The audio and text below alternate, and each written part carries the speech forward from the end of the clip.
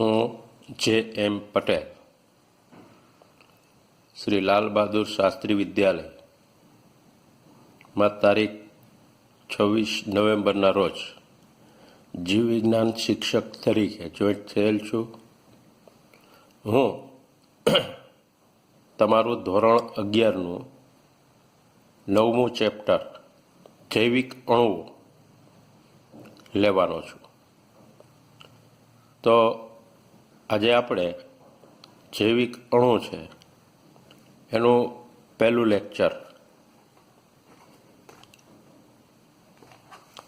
જોઈએ. તો પહેલી વસ્તુ એ છે કે જૈવિક અણુઓ શું છે, જૈવિક અણુઓ કોને કહેવાય. તો એની ચેપ્ટરની શરૂઆતની જે પ્રસ્તાવના છે એના વિશે જોઈ તો એમાં શું કીધું છે કે જીવાવરણ છે એની અંદર વિવિધ પ્રકારના સજીવો જોવા મળે છે.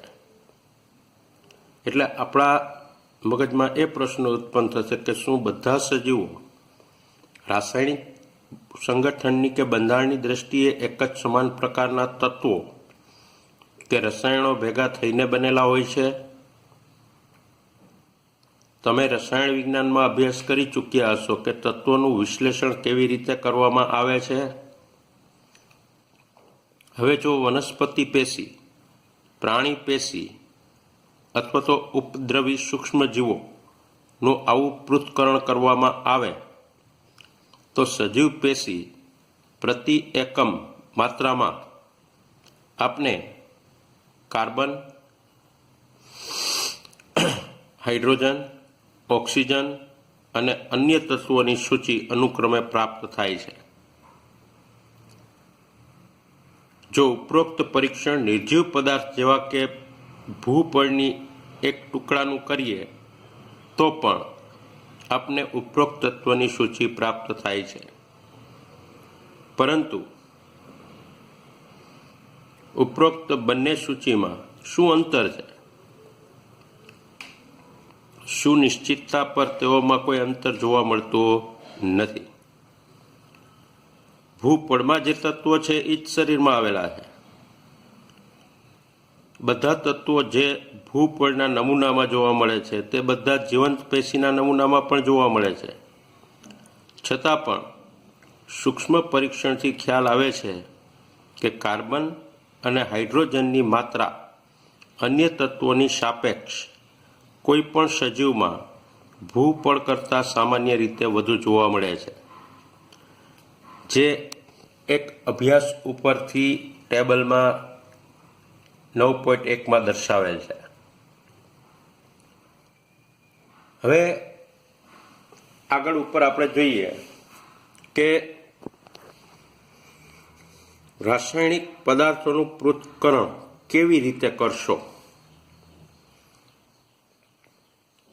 તો કે કોઈ પણ જીવંત પેશી, દાખલા તરીકે કોઈ પણ વનસ્પતિના ઉદાહરણ તરીકે શાકભાજી, પ્રાણીના ઉદાહરણ તરીકે યકૃતનો ટુકડો લઈ એને ખલદસ્તા કે મિક્સરની મદદથી ટ્રાયક્લોરો એસિટિક એસિડ સાથે વાટવું કે ગ્રાઇન્ડિંગ કરવું. આમ કરવાથી આપને એક ઘટ સ્લરી કે પેસ્ટ પ્રાપ્ત થશે. ત્યારબાદ તેને ચીઝ ક્લોથ કે રૂ કે જેને સેલ્યુલોઝ ક્લોથ પણ કહેવાય એની વડે ગાળ્યા પછી આપને બે નિષ્કર્ષના ભાગ પ્રાપ્ત થશે. એક ગળાયેલો ભાગ કે જે એસિડ દ્રાવ્ય ભાગ કહેવાશે અને બીજો ભાગ કે જે ગળાયો નથી તે એ એસિડ અદ્રાવ્ય ભાગ કહેવાશે. જેમાં વૈજ્ઞાનિકોએ એસિડ દ્રાવ્ય ભાગમાં હજારો કાર્બનિક પદાર્થો મેળવેલા છે. હવે કોઈ પણ નિતારમાંથી પ્રાપ્ત થતા વિશિષ્ટ રસાયણોને તેમાં જોવા મળતા અન્ય રસાયણોથી અલગ કરવા માટે જુદી જુદી વિશ્લેષણ પદ્ધતિનો ઉપયોગ થાય છે. હવે વિશ્લેષણાત્મક પદ્ધતિનો ઉપયોગ કરી કોઈ પણ સંયોજનના આણ્વિક સૂત્ર અને સંભવિત રચના માટેની જાણકારી પ્રાપ્ત થઈ શકે છે. જીવંત પેશીમાં જોવા મળતા બધા કાર્બનિક રસાયણોને જૈવિક અણુ કહી શકાય. આ ઉપરાંત સજીવોની અંદર અકાર્બનિક રસાયણો કે તત્વો પણ જોવા મળે છે. તો આવા અકાર્બનિક તત્વો છે એનું રાસાયણિક પૃથ્થકરણ કઈ રીતે કરવું, તો આ એક થોડીક અલગ અને ખંડનાત્મક પ્રવૃત્તિ છે, જેમાં જીવંત પેશી જેમ કે પણ યકૃતનો ટુકડો એની થોડી માત્રાનું વજન કરો, ત્યારબાદ એને સૂકવી દો, જેથી બધા પાણીનું બાષ્પીભવન થશે. બાકી રહેલા દ્રવ્ય છે એનું શુષ્ક વજન કરો.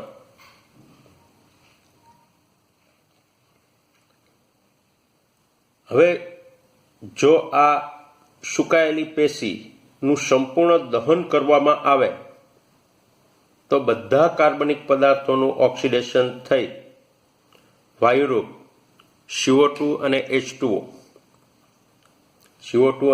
H2O દૂર થશે. જ્યારે બાકી વધેલ પદાર્થ છે એને રાખ કહેવામાં આવશે. આ રાખની અંદર અકાર્બનિક તત્વો જેવા કે કેલ્શિયમ, મેગ્નેશિયમ, મેંગેનીઝ જોવા મળશે. અકાર્બનિક રસાયણો જેવા કે સલ્ફેટ, ફોસ્ફેટ વગેરે એસિડ દ્રાવ્ય ભાગની અંદર જોવા મળે છે. આ રીતે તત્વીય પૃથ્થકરણ કરવાથી કોઈ પણ જીવંત પેશીના તત્વીય સંયોજનો જેવા કે હાઇડ્રોજન, ઓક્સિજન, ક્લોરીન, કાર્બન વગેરેની જાણકારી પ્રાપ્ત થાય છે.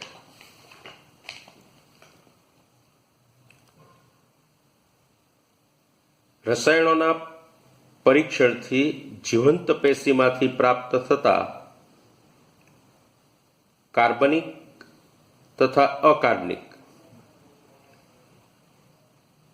સંયોજનોની જાણકારી પ્રાપ્ત થશે, જે આ બંને ટેબલની અંદર ટેબલ નંબર 9.1 અને ટેબલ નંબર 9.2 છે કે જેમાં અકાર્બનિક સંયોજનોની સૂચિ બતાવેલી છે એ પ્રાપ્ત થશે. હવે રાસાયણિક વિજ્ઞાનના દ્રષ્ટિકોણથી ક્રિયાશીલ સમૂહ જેવા કે આલ્ડીહાઇડ, કીટોન, એરોમેટિક સંયોજનો વગેરેની ઓળખાણ મેળવી શકાય છે. જીવવિજ્ઞાનના દ્રષ્ટિકોણથી તેઓને એમિનો એસિડ, ન્યુક્લિયોટાઇડના બંધારણીય ઘટકો જેમ કે શર્કરા, nitrogen base, phosphoric acid, fatty acid વગેરેમાં વર્ગીકૃત કરવામાં આવે છે. તો આ રીતે રાસાયણિક પૃથ્થકરણ છે એ કરવામાં આવે છે, જેમાં સામાન્ય રીતે કાર્બનિક દ્રવ્યો અને અકાર્બનિક દ્રવ્યો છે એનું રાસાયણિક પૃથ્થકરણ કઈ રીતે કરવામાં આવે છે એની માહિતી પ્રાપ્ત થાય છે. આ રીતે આ પ્રશ્ન સામાન્ય રીતે મોટા પ્રશ્ન તરીકે એક વર્ણનાત્મક પ્રશ્ન તરીકે પૂછી શકાય. હવે આ વસ્તુ સમજ્યા પછી કે રાસાયણિક પૃથ્થકરણ કઈ રીતે કરવું, અકાર્બનિક તત્વોનું રાસાયણિક પૃથ્થકરણ કઈ રીતે કરવું, આ માહિતી પ્રાપ્ત થયા પછી જો તમને કોઈ પણ પ્રકારનો પ્રશ્ન હોય તો આ પ્રશ્ન તમે મારા ફોન નંબર છે 87 804 80 121 આ નંબર ઉપર ફોન કરી આને લગતા કોઈ પણ પ્રશ્ન હોય તો પૂછી શકશો.